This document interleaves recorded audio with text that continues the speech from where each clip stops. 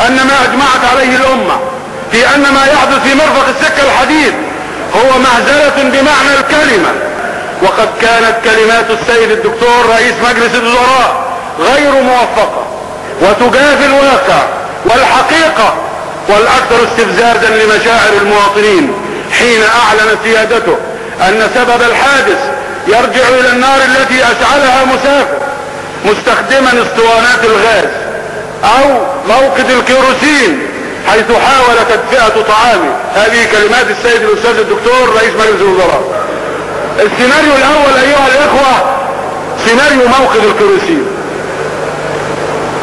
احنا عايزين نتصور 7 عربيات، العربة رقم 10 و11 و12 لغاية 16. القطار تحرك من محطة العياط، وقف في المحطة وليس فيه حريق، وتحرك من المحطة وصار في طريقه الى ان وصل الى قرية كفر عمار، وحينئذ لوحظ الحريق. المسافة 13 كيلو ونص، الزمن حوالي 8 دقائق. الزمن 8 دقائق. لم تكن هناك نيران في محطة العياط. خلال 8 دقائق كانت العربات ال7 مشتعلة اشتعالا كاملا. موقد الكيروسين اشتعل فمسك بهدوم الناس، هدوم الناس ولعت، وبعدين سخنت والناس بتتفرج على الولعة وعلى نفسها، وبعدين ولعت في الكراسي الجلد والخشب، حتى ان تقرير اللجنة الفنية يقول ان درجة الحرارة كانت عالية لدرجة وصلت الى صهر بعض الاجزاء المعدنية من الكراسي. على فكرة الصلب الحديد بينصهر عند 1539. لكي تصل الى هذه الدرجة من الحرارة من موقد الكيروسين اللي اشتعل في هدوم الناس وفي الخشب، ناخد وقت قد ايه؟ هذا سيناريو مرفوض عقلا وعلما، لان الحريق يحتاج الى 1 وقود، 2 اكسجين، 3 عايز وقت.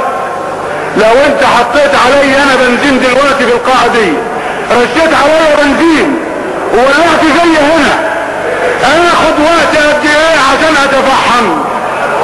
قد ايه عشان اتفحم وتنفجر الجمجمة وتختفي اثار الحريق من الناس الذين اوقدت فيهم النيران؟ كيف يحدث هذا في 8 دقائق؟ النار انبعثت كما قالت اللجنتين من داخل العربة من مصدر حراري. ما هو هذا المصدر الحراري؟ نحن نريد تقييما حقيقيا لهذه الكارثة.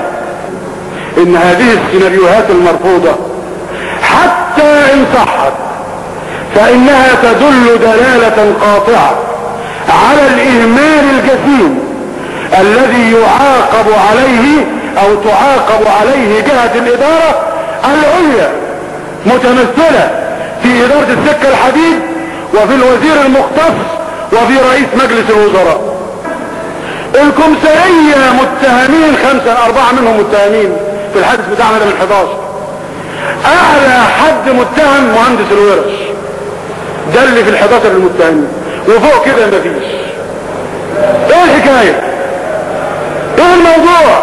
كيف نترك مثل هذا الحادث يمر هكذا؟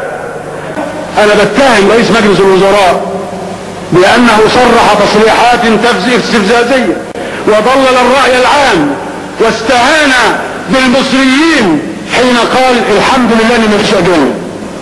اخوة، ان تقفوا الوقفة المناسبة في توجيه هذه الاتهامات لرئيس مجلس الوزراء وللوزير المختص وللكبار في هيئة السكك الحديدية الذين سبقوا والحاليين، ليحاسب الكل على اخطائه وتقصيره.